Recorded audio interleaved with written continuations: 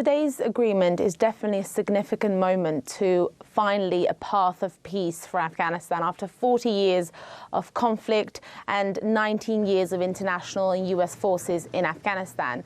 But I don't think this will be the end of the war. It will be the end of US presence in Afghanistan. We've now moved from transforming the Taliban from an enemy in the battlefield to a partner in a peace process. But the question that still remains is, can we really trust them? Can we rely on them to commit to their promises, to end violence and adhere to the developments and the gains that we've had over the last 19 years in Afghanistan when it comes to the freedom of women, the freedom of young Afghans and Afghan citizens to work, to study, to progress, this progressive society that we've developed with the support of the UK and the US and the international community? Will they allow this to remain?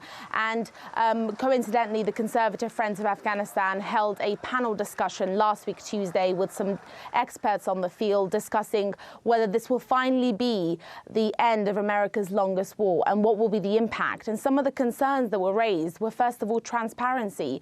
None of the details of this deal was made available to the people of Afghanistan. So what exactly have we agreed upon?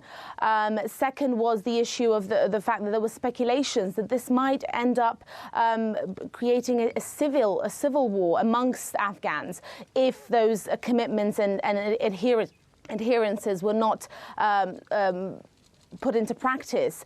After 19 years of conflict, and British troops withdrew in 2014, and now the US troops will be fully withdrawing in 14 months. Afghanistan remains an incredibly fragile state. We are incredibly vulnerable, allowing a group that was in the UN sanctions list and the US sanctions as well was upon them to have a stake in Afghanistan, in our government, is incredibly risky. So it will really depend on exactly what the intra-Afghan dialogues will look like.